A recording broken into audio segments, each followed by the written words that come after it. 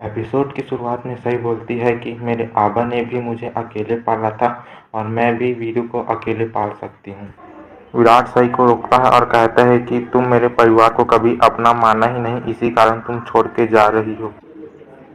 फिर सई बोलती है कि ये सिर्फ आपका परिवार है, मेरा परिवार नहीं। मैंने घर के बाहर कदम रखा ही नहीं कि आप मेरा तिरक कर रहे हैं। ने मेरे लिए ये फैसला और आसान कर दिया है।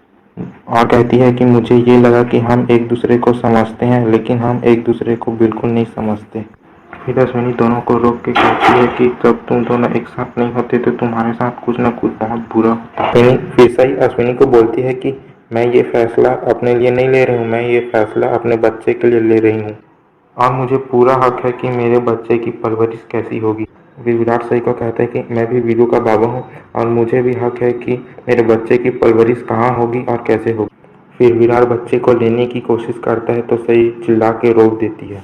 फिर विराट सही को कहता है कि क्या तुम मुझे मेरे बच्चे से मिलने से रोक रही हो। फिर सही विराट को कहती है कि ये फैसला आपने खुद लिया है। विराट सही को कहता है कि मेरा बेटा यहीं रहेगा और यहीं पले बढ़ेगा। फिर सही कहती है कि मैं भी यही चाहती हूँ कि मेरा बच्चा यहीं रहे और यहीं पढ़े बढ़े, लेकिन इस परिवार में पत्र लिखा भी है और मैं नहीं चाहती कि मेरे बच्चे को पत्र लिखा परवरिश दे। फिर पत्र लिखा दोनों को रोकने की कोशिश करती है। फिर सही बोलती है कि ये बात अब दो पति पत्नी के बीच की बात है और आप इसमें नहीं बोलेगी। फिर विराट बोलता है कि चाहे कुछ भी हो, मैं अपने परिवार का साथ नहीं छोड़ूंगा और पाखी भी इस परिवार का हिस्सा है। और बोलता है कि मैं मानता हूँ कि पत्र लेखन ने गलती की है, लेकिन उसके एक गलती की सजा पूरे परिवार को नहीं मिल सकती और पाखी को उसकी गलती की सजा मिल चुकी है, जेल गई थी वो।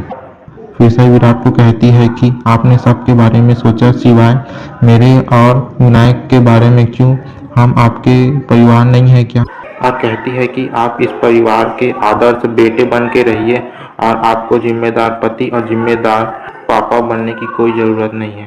और सही कहती है कि मैं अपने बच्चे के बारे में सोचूंगी और मुझे सोचने से कोई नहीं रोक सकता। फिर विराट हंसते हंसते सही को कहता है कि हम में से कोई भी तुम्हें रोक नहीं सकता, तब भी नहीं जब भी तुमने देवयानी और पुलकित की शादी कराई थी, और तब भी नहीं रोक पाई थी जब तुमने मुझसे तलाक लिया था और घर छोड़ के चली गई थी। फिर सही विराट को कहती है कि आपने मेरे खिलाफ अपने दिमाग में अच्छी रिपोर्ट कार्ड बना रखी है। फिर निनाद दोनों को रोकते हुए कहते हैं कि इतने दिनों बाद तुम्हारे बीच सब ठीक हुआ है और तुम एक छोटे से बात के लिए लड़ रहे हो। फिर अश्विनी कहती है कि तुम दोनों के फैसले का असर तुम्हारे बच्चे पर भी होगा और कहती है कि बच्चे तो पति पत्नी के रिश्ते को मजबूत बनाते हैं, लेकिन तुम दोनों हो कि अपने बच्चे को अपने रिश्ते का टूटने का कारण बता रहे। फिर अश्विनी हाथ जोड़ के सई को ऐसा नहीं करने के लिए कहती है। फिर विराट कहता है कि रोज रोज इसके नाटक से मैं तंग आ चुका हूँ, अब मुझसे इसका बोझ नहीं उठाया जा सकता। फिर सही कहती है कि सही बात है, मेरे आबा ने मेरा हाथ आपके हाथ में रखा था तो मैं आपके लिए बोझ ही हुई ना।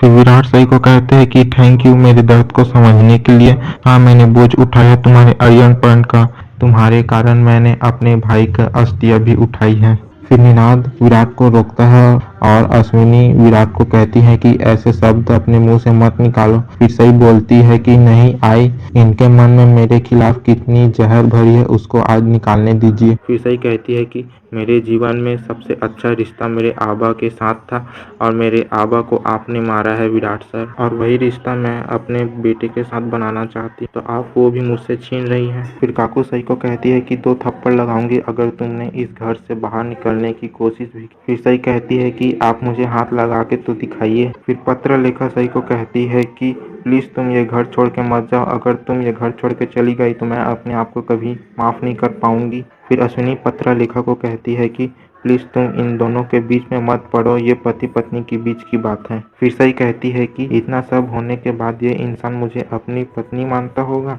ये तो मुझे रोकना भी नहीं चाहते, ये सिर्फ विनायक को रोकना चाहते हैं। विराट कहता है कि अगर तुमने इस घर से एक भी कदम बाहर रखा तो हमारे बीच में जो भी रिश्ता है वो टूट जाएगा। फिर सही कहती है कि अब इस रिश्ते में टूटने जैसा बचा ही क्या है, अब ये रिश्ता टूट के बिखर चुका है।